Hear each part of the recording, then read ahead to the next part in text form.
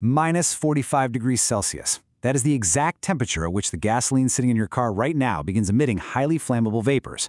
It requires only the tiniest spark to ignite.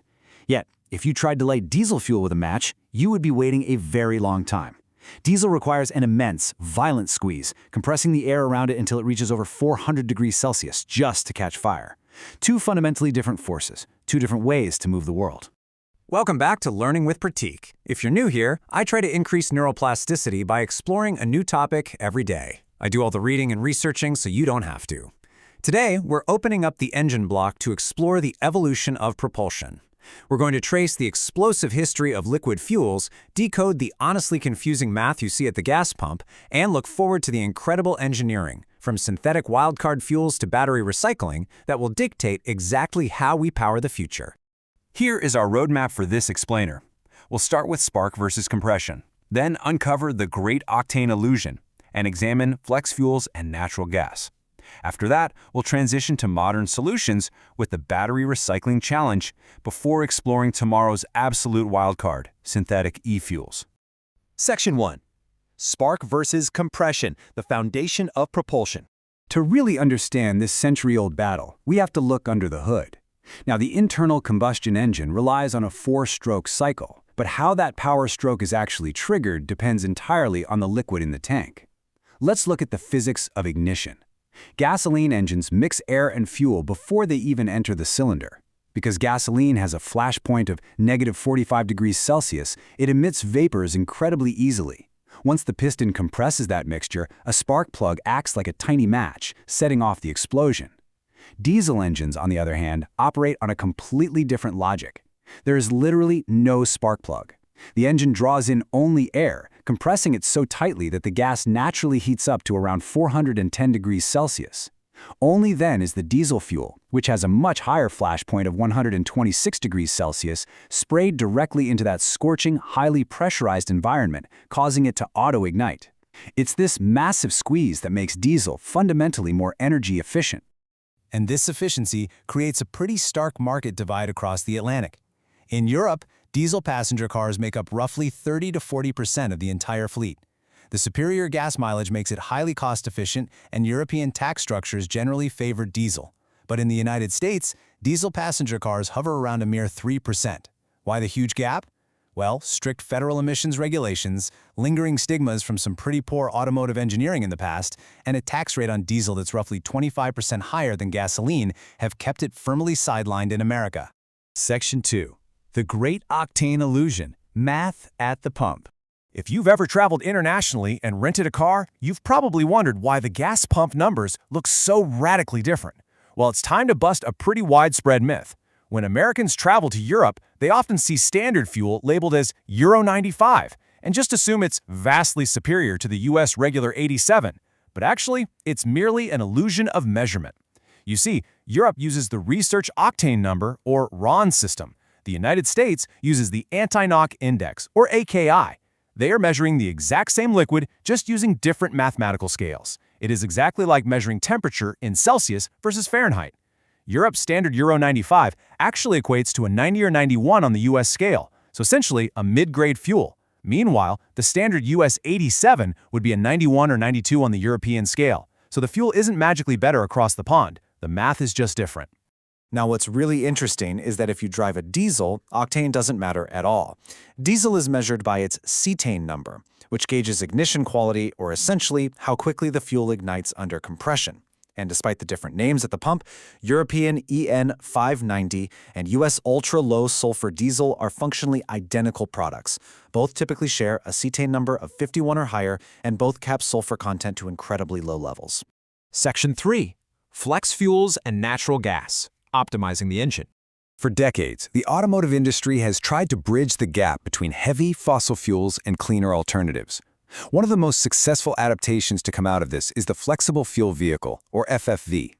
An FFV is designed to run on a blend of fuels, typically gasoline mixed with ethanol, stored together in a single common tank.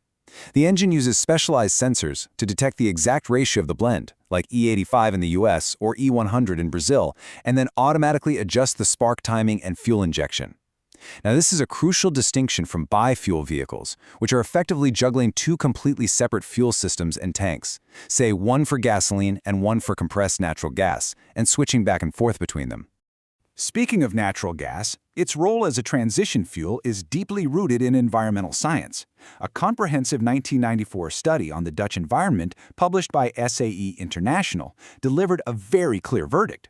Even with the introduction of catalytic converters for liquid fuels, the study concluded that gaseous fuels like compressed natural gas and liquid petroleum gas hold a distinct advantage in reducing smog and direct local toxicity compared to their liquid counterparts.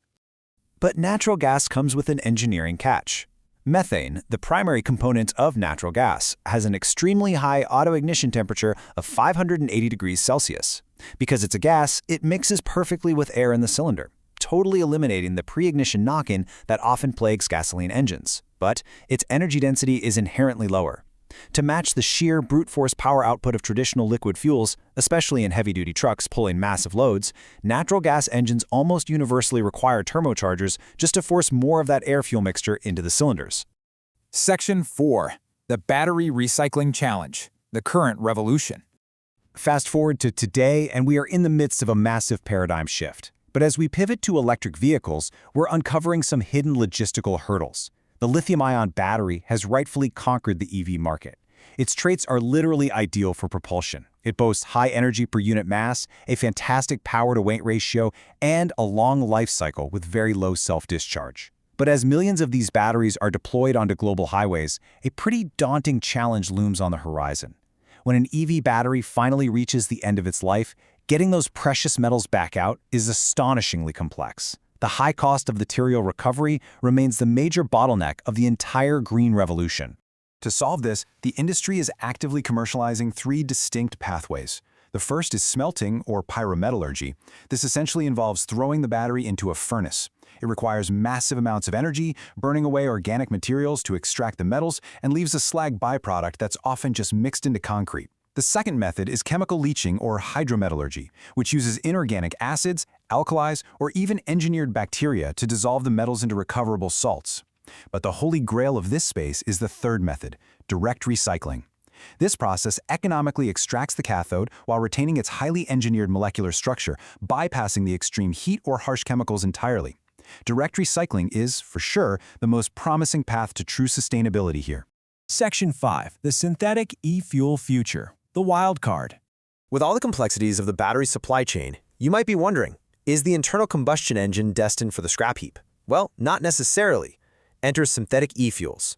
To understand e-fuels, we first have to understand direct carbon capture. This is an industrial process that literally sucks ambient air through a membrane or liquid, permanently trapping atmospheric carbon dioxide molecules. Instead of pumping petroleum from the ground and adding new carbon to the atmosphere, e-fuels take this captured CO2 and use it as a chemical building block. By pulling the carbon directly from the sky, e-fuels pre-offset the exact amount of carbon that will eventually be released out of a car's tailpipe. The result? An operationally net neutral combustion loop. The chemistry here is genuinely elegant. First, you capture ambient CO2. Next, you need hydrogen. You get this by applying electricity to water in a process called electrolysis, cleanly splitting the H2O into oxygen and hydrogen. Finally, you take the captured carbon and the extracted hydrogen and you combine them under immense pressure and temperature in the presence of a catalyst. And the result? You synthesize a perfect drop-in replacement for gasoline, diesel, or even aviation kerosene. It can be used in the billions of engines and gas stations that already exist worldwide today without a single modification to our global infrastructure. It's a real game changer. But before we celebrate the ultimate salvation of the combustion engine, we really have to recognize the critical limitation of this technology. Synthesizing e-fuels, particularly that electrolysis phase we just talked about, requires absolutely massive amounts of electricity. E-fuels are only environmentally viable if the power grid running the factory is already completely green. If you use a coal or gas-fired power plant to generate the electricity to make e-fuels, well, you completely defeat the purpose. E-fuels are essentially just another way to store clean energy, almost like a battery, but in liquid form. Which brings us to the ultimate crossroads for our global infrastructure. Will the sheer efficiency of battery electric vehicles completely take over our highways, or will the familiarity and carbon-neutral promise of synthetic e-fuels actually save the combustion engine? Let me know your thoughts in the comments below, especially if you have something particular in mind. Thanks for watching. Tomorrow we open a different page. Until then, Pratik, out.